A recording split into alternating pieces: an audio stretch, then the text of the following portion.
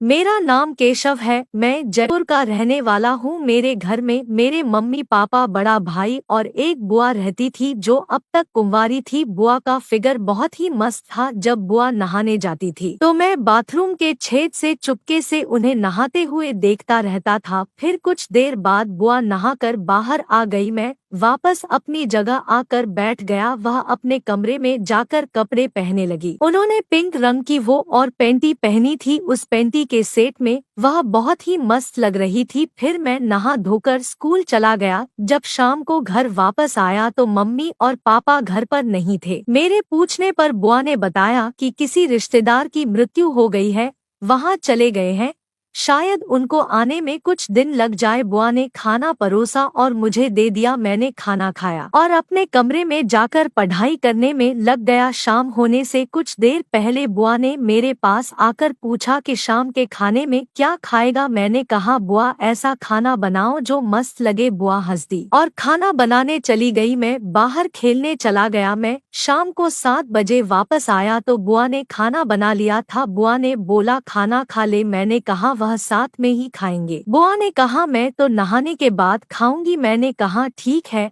आप आ जाओ, फिर साथ ही खाएंगे। तब बुआ बोली, ओके, मैं नहाने जा रही हूँ। बुआ नहाने चली गई और बाथरूम का दरवाजा बंद कर लिया। दरवाजा बंद होते ही मेरी आंख बाथरूम के उसी छेद में लग गई। थोड़ी देर में बुआ नहाकर कपड़े पहनकर बाहर आने लगी। मैं वहाँ से हट गया। वह अपने कमरे में चली गई। फिर बुआ ने कहा, खाना खा ले क्या। मैंने कहा, बुआ आप बुरा ना मानो तो आज मैं थोड़ा इंजॉय कर लूँ। बुआ ने आंखें नचाई और पूछा, कैसा इंजॉय। मैंने अंगूठा उठाया और दारू पीने का इशारा किया। वह हंस दी और बोली, तू पीता भी है। मैंने हंसकर कहा, कभी मौका मिल जाता है तो मजा कर लेता हूँ। बुआ बोली, बाजार जाएगा क्या। मैंने बुआ से कहा, नहीं, पापा की दारू की बोतल में से हम दोनों थोड़ी टेस्ट कर लेते हैं, उनको क्या पता चलेगा। यह कहकर मैंने उनको भी लपेटने की कोशिश की थी। बुआ हंस दी और बोली, ज्यादा नहीं लेंगे, कहीं नशा वशा हो गया तो दिक्कत हो जाएगी। मैंने उत्साहित होकर कहा, बुआ बस 2 पेग ही लेंगे, 2 पेग से कुछ नहीं होता है, मैं अभी लाया, आप जरा गिलास और नमकीन का इंतजाम करो। फिर मैं पापा की दारू की बोतल ले आया। तब तक बुआ ने टेबल पर 2 गिलास और साथ में आइस रख दी थी। एक प्लेट में भुने हुए काजू भी रख लिए थे। मुझे देखकर आश्चर्य हुआ कि बुआ को दारू लेने के बारे में सब कुछ मालूम है। मैंने 2 गिलासों में दारू डालकर पैक बनाए। मैंने बुआ का गिलास थोड़ा ज्यादा हार्ड बना दिया। हम दोनों ने चीयर्स बोलकर जाम टकराए। वह पहला सिप लेते ही बोली, यह तो बड़ी कड़वी है यार, लोग कैसे पी लेते हैं।